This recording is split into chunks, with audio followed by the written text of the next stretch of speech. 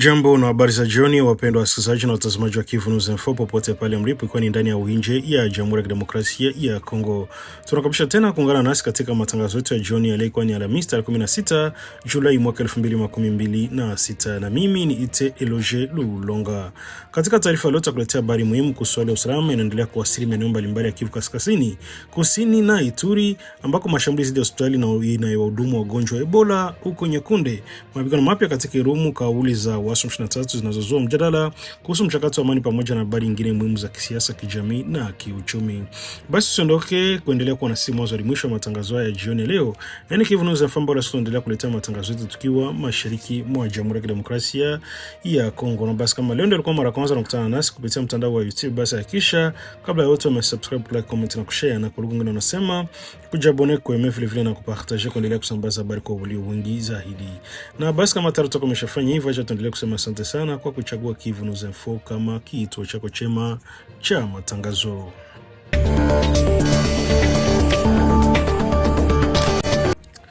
Hali ya usalama endelea kuwa sitofahamu yenye mvutano mkubwa siku ya leo Alhamisi tarehe 16 Julai katika kijiji cha Marabo kilichopo takriban kilomita 14 kusini mwa mji wa Bunia katika wilaya ya Irumu mkoani Ituri. Mapigano yameripotiwa kati ya jeshi la Jamhuri ya Kidemokrasia ya Kongo na wanamgambo wa kundi la Front Patriotique linalojulikana pia FPK kwa jina la chini ya Kilima. Kwa mujibu wa vyanzo mbalimbali vya kimila na viongozi wa eneo hilo, chanzo cha mapigano hayo ilihusisha kifo cha mmoja wa makamanda wa kundi hilo anayefahamika kwa jina la Herode pamoja na walinzi wake wawili. Watu watatu waliuawa usiku wa kuamkia Alhamisi katika kituo cha ufyatuaji risasi kilichotokea mjini Nyakunde karibu na Marabo. Vyanzo vinaeleza kuwa wanamgambo wa FPK waliamini kuwa jeshi la Jamhuri ya Kidemokrasia ya Kongo lilihusika katika operesheni iliyosababisha kuuawa kwa kamanda wao. Kutokana na madai ya mapema asubuhi ya leo, wapiganaji wa FPK walishambulia baadhi ya nafasi za jeshi la Jamhuri ya Kidemokrasia ya Kongo zilizopo Marabo, alilozua mapigano yaliyoendelea kwa muda. Mashuhuda walikuwa eneo la tukio wanasema kuwa wanamgambo wao walitangaza kuwa walikuwa wakitaka kulipiza kisasi kwa kifo cha kiongozi wao. Hata hivyo, mazingira halisi yalipelekea kuuawa kwa Herode bado hayajafahamika rasmi.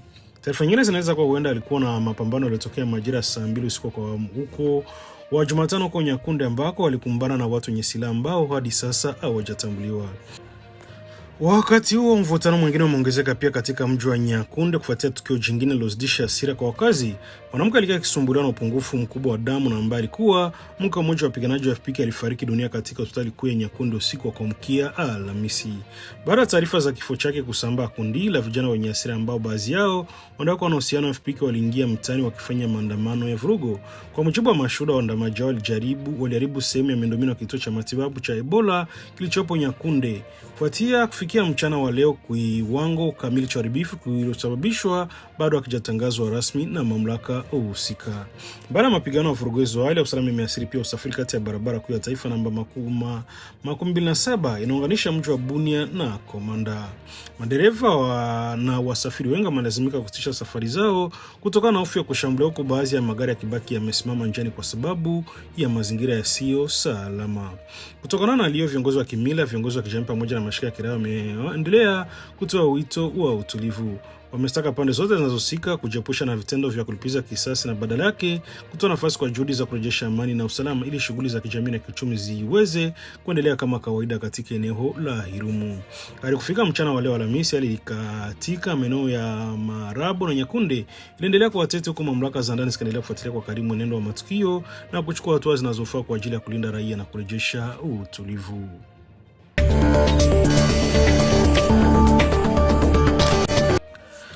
Wasiwasi umeongezeka miongoni mwa wakazi wa eneo la Malemo katika kundi la Bashali Mokoto wilayani Masisi mkoani Kivu Kaskazini baada ya mkutano wa hadharani uliofanywa Jumatano tarehe 15 Julai na viongozi wa muungano wa waasi wa M23. Kwa mujibu wa vyanzo mbalimbali vya ndani, viongozi wa harakati hiyo waliambia wananchi kuwa hawana mpango wa kuondoka katika maeneo na udhibiti bila mapigano.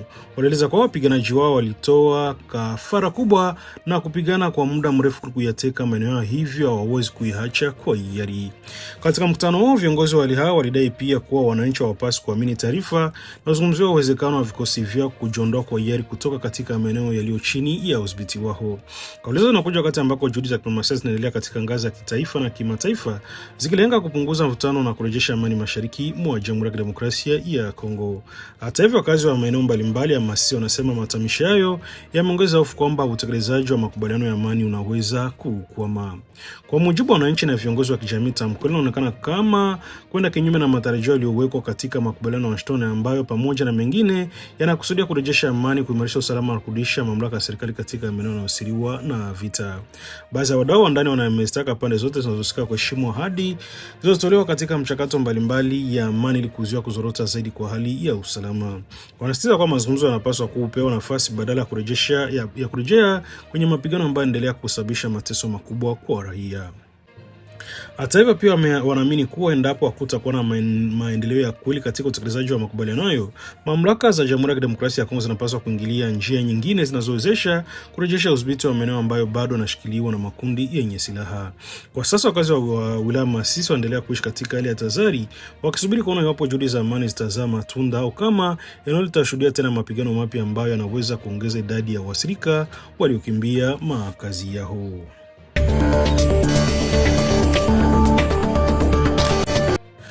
Wasiwasi mkubwa umetanda katika eneo la Nyakunde wilayani Irumu mkoani Ituri baada ya hospitali ya Nyakunde ambayo pia inahifadhi kituo cha matibabu cha wagonjwa wa Ebola kushambuliwa na watu wenye silaha wasiojulikana usiku wa kuamkia Jumatano tarehe 15 Julai. Kwa mujibu wa taarifa zilizotolewa na vyanzo vya mashirika ya kiraia katika eneo hilo, washambuliaji waliingia katika hospitali hiyo na kusababisha taharuki kubwa miongoni mwa wagonjwa, wahudumu wa afya na wakazi wa maeneo ya jirani. Ingawa hadi sasa idadi kamili ya majeruhi, kiwango cha uharibifu bado hakijadhibitiwa rasmi, tukio limeibua hofu kubwa kuhusu usalama wa vituo vya afya vinavyohusika na mapambano dhidi ya Ebola.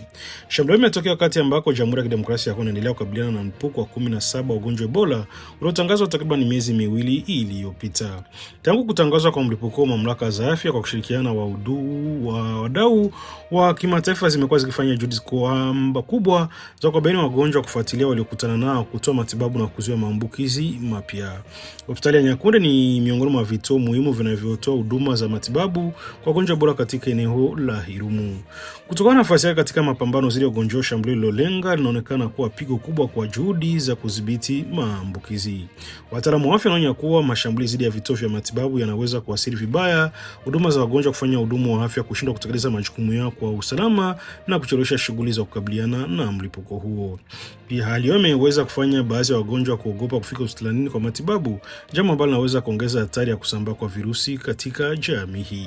Mashirika ya kiraia yameeleza kuwa tukio hilo linapaswa kuchukuliwa kwa uzito kubwa, hasa kwa kuzingatia kwamba maeneo yanayokabiliana na migogoro ya usalama ndio yanayoathiriwa zaidi na ugonjwa wa mlipuko. Yamezitaka mamlaka za serikali kuimarisha ulinzi wa hospitali na vituo vyote vya afya vinavyotoa huduma muhimu kwa wananchi. Wadau wa afya wamekumbusha kuwa kulinda wahudumu wa afya na miundombinu ya hospitali ni sehemu kubwa na muhimu dhidi ya mapambano ya Ebola. Bila mazingira salama, juhudi za kudhibiti ugonjwa huo unaweza kukumbwa na changamoto kubwa. Hadi sasa mamlaka husika zinaendelea kuchunguza mazingira ya shambulio hili, kubaini waliohusika na kuhakikisha hatua za usalama zinaimarishwa.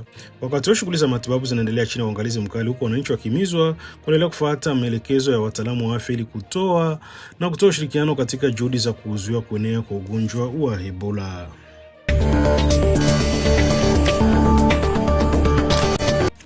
Mashirika ya kutetea haki za wanawake katika mkoa wa Kivu Kusini yameomba uchunguzi wa kina kufuatia tukio la kutisha la mwanamke mwenye umri wa miaka 32 ambaye anadaiwa kubakwa na kisha kuuawa na watu wenye silaha katika mji wa Kamituga katika eneo la Mwenga. Kwa mujibu wa vyanzo vya mashirika ya kiraia, tukio lilitokea usiku wa Jumanne tarehe 14 Julai, huku mwili wa marehemu ulikutwa asubuhi iliyofuata katika mtaa wa Kalinga ndani ya mji wa Kamituga. Tukio limezua huzuni na hasira kubwa miongoni mwa wakazi wa eneo hilo ambao wanaendelea kulalamikia kuongezeka kwa vitendo vya ukatili dhidi ya raia. Katika taarifa ya kulaani tukio hilo, chama cha wanawake waandishi wa habari wanajulikana kwa amani, kinachojulikana kwa kifupi kama AFGP, kimesema kinapinga vikali kitendo hicho cha ubakaji na mauaji, kikiyataja kuwa ni kiukaji mkubwa wa haki za binadamu na heshima ya mwanamke. Shirika hilo limetoa wito kwa mamlaka za sheria kufanya uchunguzi wa haraka na kina na usio na upendeleo ili kubaini waliohusika na kufikisha mbele ya vyombo vya sheria. AFGP imesitiza kwa kuwa wahusika wa uhalifu wanapaswa kudhibitiwa kwa mujibu wa sheria ili kutoa haki kwa familia ya marehemu na kuzuia vitendo kama hivyo visiendelee kujirudilia. Kwa upande wa mashirika mengine yanayotetea haki za wanawake katika Kivu Kusini pia yameungana na kulaani tukio hilo. Yamesema ongezeko la vitendo vya ukatili wa kijinsia inaendelea kuwa tishio kubwa kwa wanawake na wasichana katika maeneo yanayokumbwa na migogoro ya usalama, na wametaka serikali kuchukua hatua madhubuti za kuwalinda raia. Kamituga ni mji unajulikana kuwa na shughuli za uchimbaji wa dhahabu katika wilaya Mwenga, na kwa sasa unadhibitiwa na wapiganaji wa wazalendo wanashirikiana na jeshi la Jamhuri ya Kidemokrasia ya Kongo. Hata hivyo, katika wiki za hivi karibuni sehemu ya wakazi na mashirika ya kiraia yamekuwa yakitoa taarifa zinazodai kuwepo kwa ukiukwaji wa haki za binadamu unaohusishwa na baadhi ya wapiganaji wa wazalendo. Kutokana na hiyo, jamii ya kiraia imewahi kuandaa mgomo kwa jumla katika mji huo kama njia ya kupiga vitendo vya ukatili na kushinikiza serikali kuchukua hatua za kurejesha usalama na kulinda maisha ya wananchi. Hadi sasa mamlaka hajatangaza kukamatwa kwa mtu anayehusiana na tukio hilo. Uchunguzi unaendelea huku mashirika ya kiraia yakisisitiza kuwa haki lazima itendeke na wahusika wote wajibishwe kwa mujibu wa sheria.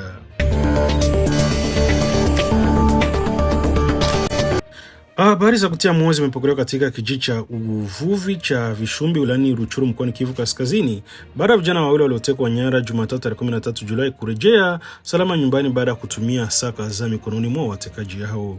Kwa mujibu wa vyanzo mbalimbali vya ndani, vijana hao ni Jafet Bolalo ambaye ni mpiga picha kitaruma pamoja na binti moja na wamfanyabiashara maarufu wa eneo hilo. Wale walitekwa na watu wenye silaha ambao hadi sasa hawajatambuliwa rasmi. Tukio limetokea katika kitongoji cha Bubigoma kinachojulikana pia kwa jina la Kanyabingili ndani ya mji wa Vishumbi. Kutoka kwa kulizua hofu kubwa miongoni mwa familia zao na wakazi wa eneo hilo, huku wengi wakihofia usalama wao kutokana na ongezeko la matukio ya utekaji nyara katika sehemu hiyo ya Kivu Kaskazini.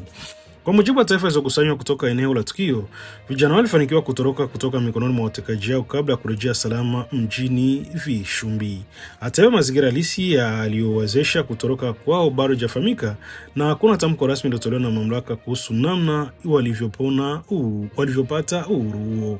Kwa kurejea kwao salama kumewaletea faraja ndugu, jamaa na wakazi wa Vishumbi. Tukio limeendelea kuongeza hofu kuhusu kuongezeka kwa visa vya utekaji nyara vinavyoripotiwa mara kwa mara katika eneo hilo. Baadhi ya wakazi wanasema hali ya usalama imeendelea kuzorota katika miezi hivi karibuni, huku watu wakitekwa nyara mchana au usiku na watu wenye silaha, jambo linalolazimu wananchi kuishi kwa tahadhari kubwa na kupunguza shughuli zao za kila siku. Vishumbi ni mojawapo ya vijiji muhimu vya uvuvi vilioko kwenye mwambao wa kusini mwa ziwa Edward, lakini kwa sasa shughuli za kiuchumi zinaendelea kuathiriwa na mazingira ya hofu yanayosababishwa na vitendo vya uhalifu na ukosefu wa usalama. Wananchi wamezitaka mamlaka husika pamoja na wadau washiriki katika juhudi za kurejesha amani mashariki mwa nchi, kuimarisha ulinzi wa raia na kuchukua hatua madhubuti dhidi ya makundi yanayohusika na utekaji nyara. Wadau wa ndani wasema kurejea kwa vijana hao ni habari njema, lakini hakutakuwa na utulivu wa kweli hadi pale matukio ya utekaji atakapokomeshwa kabisa na wahusika kufikishwa mbele ya sheria. Kwa sasa wakazi wa Vishumbi wanaendelea kutoa wito kwa kuimarishwa kwa usalama ili kurejesha hali ya amani na kuwaruhusu wananchi kuendelea na shughuli zao za uvuvi, kumrazi, biashara na maisha kila siku bila hofu ya kutekwa nyara.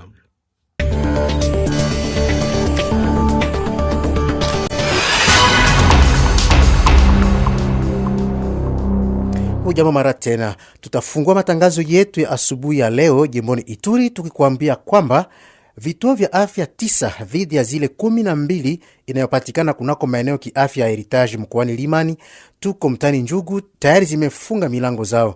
Sababu ni tu wingi wa wagonjwa kunako vituo vile vya afya.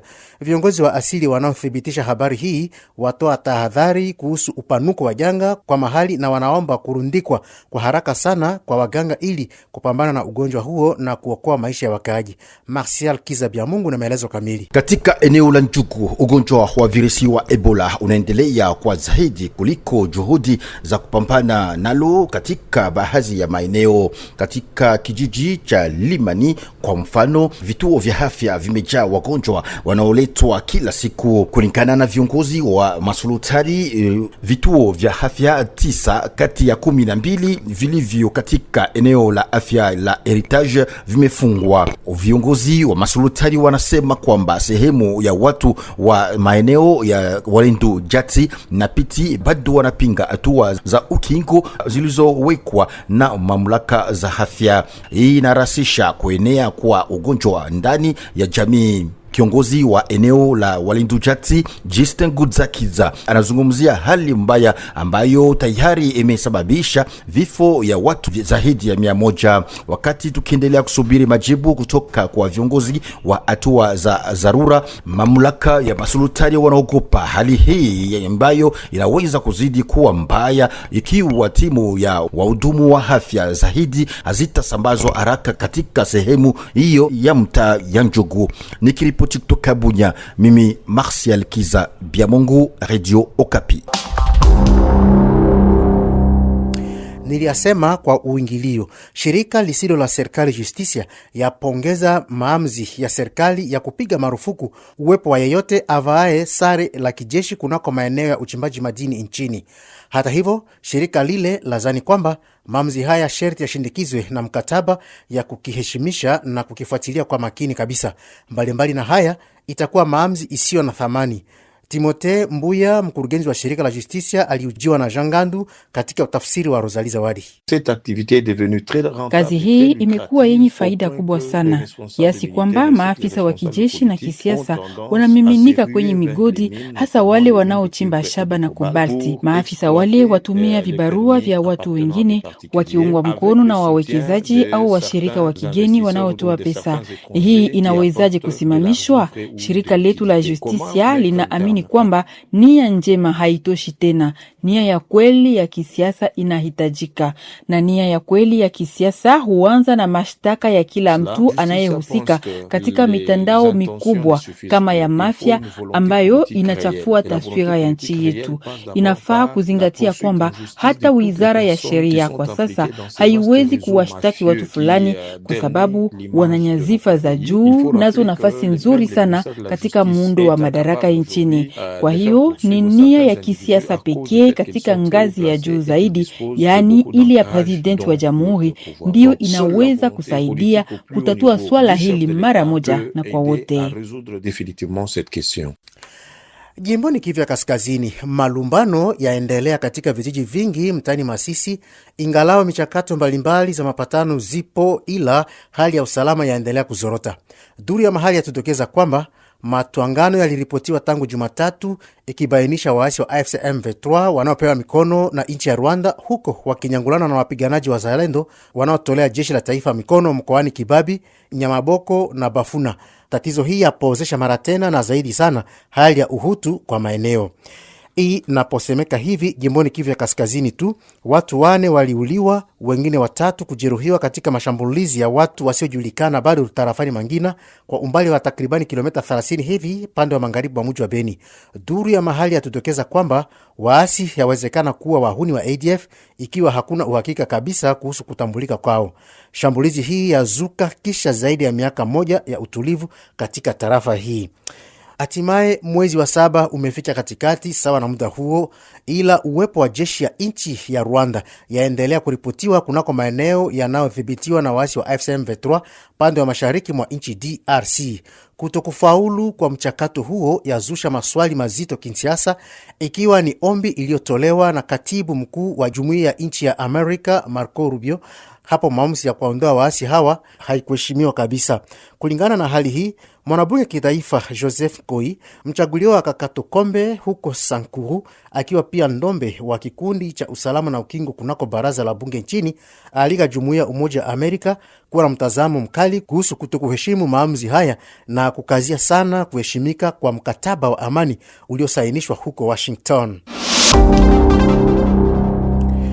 Serikali ya Jamhuri ya Kidemokrasia ya Kongo yahakikisha azimio lake la kuendea maboresho kiuchumi na kifedha iliyoanjilishwa na taasisi ya Bretton Woods mbele ya wanabunge ya kitaifa na mawakilisha mfuko wa fedha ulimwenguni. Waziri wa masuala ya fedha Dudu Famba Likude Libotai alikumbusha mara tena matakwa ya viongozi kukazia sana kudufisha miradi za kutoa hela sawa, pia njia ya kipekee ya uwekezaji, pia uundaji wa makazi. Alikisema hivi wakati wa kikao cha majadiliano na kupeana fikra iliyoandaliwa na ECOFIN ya baraza la bunge nchini.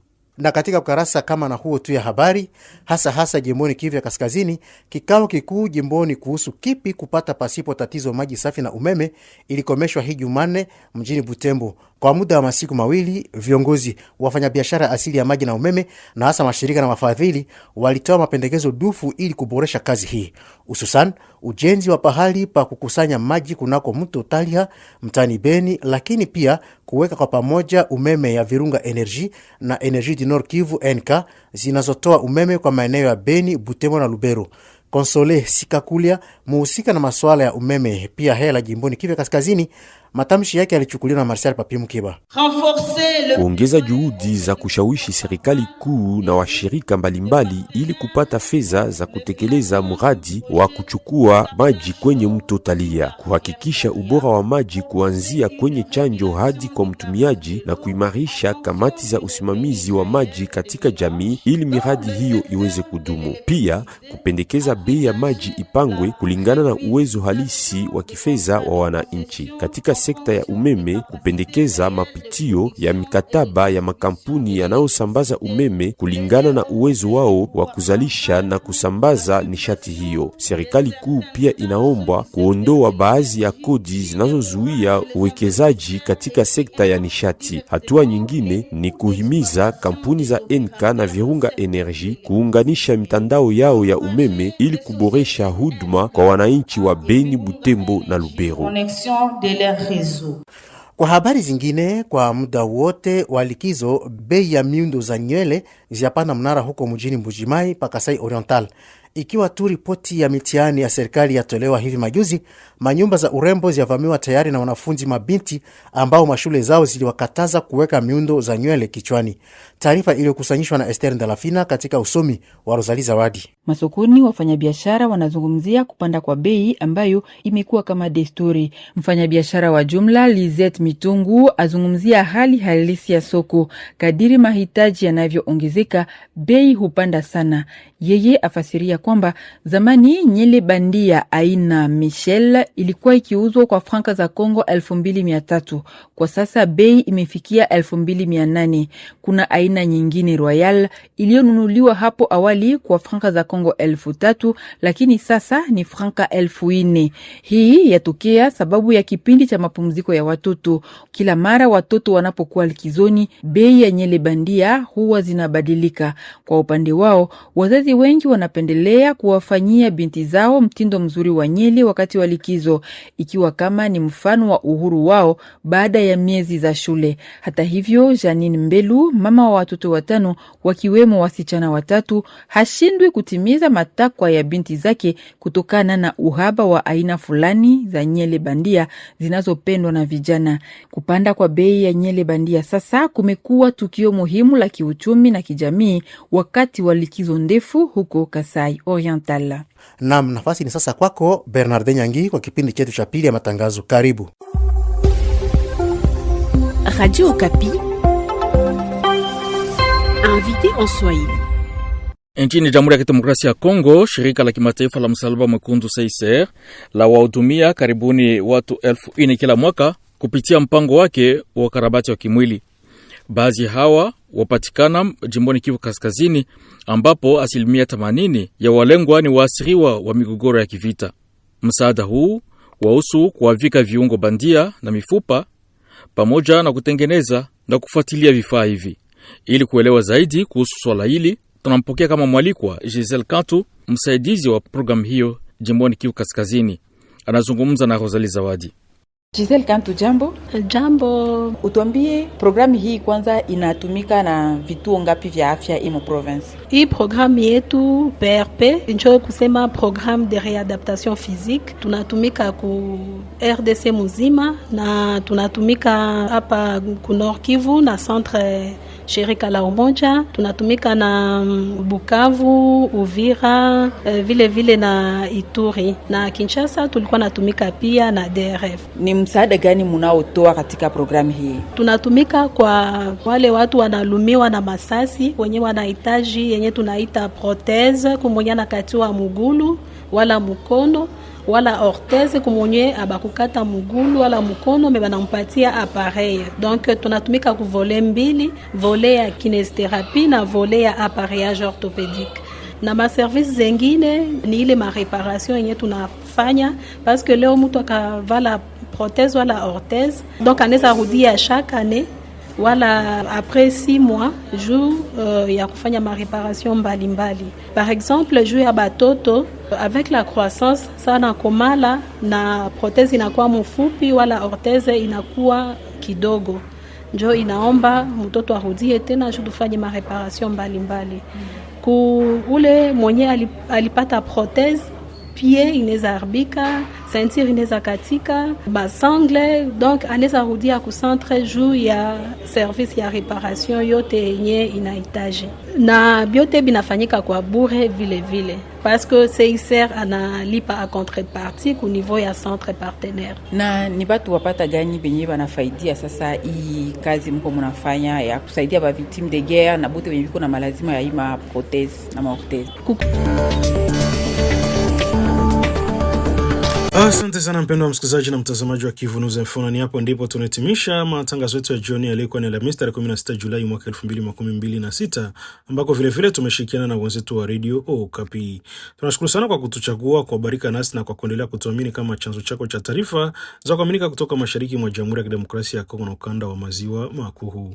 Vile vile tunaendelea kusina kukuomba endelea kufuatilia kupitia kurasa zetu rasmi za mitandao ya kijamii ikiwemo YouTube, Facebook na Twitter kwa habari za kila wakati, taarifa za dharura na uchambuzi wa matukio muhimu. Mimi ni Telejo Longo na kwa niaba ya timu nzima Kivu News Info na kutakia jioni njema, usalama mwema na kila laheri. Unaendelea kwa tukutane tena kesho asubuhi kwenye matangazo yetu mengine. Basi bye bye na chao, baki salama.